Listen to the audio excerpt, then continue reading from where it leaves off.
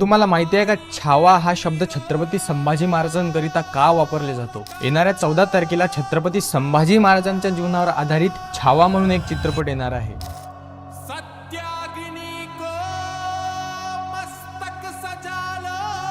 छावा या शब्दाचा आणि संभाजी महाराजांचा नेमका काय संबंध बरं?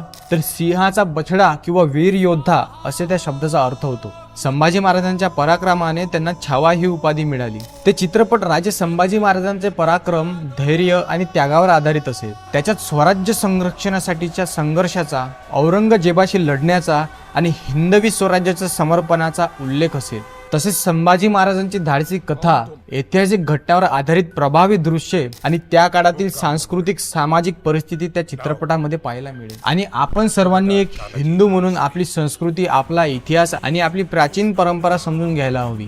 आणि यासाठी तुम्ही नक्कीच या चॅनलला फॉलो करायला हवं, जेणे की या सर्व गोष्टी तुमच्यापर्यंत लवकरात लवकर पोहोचेल.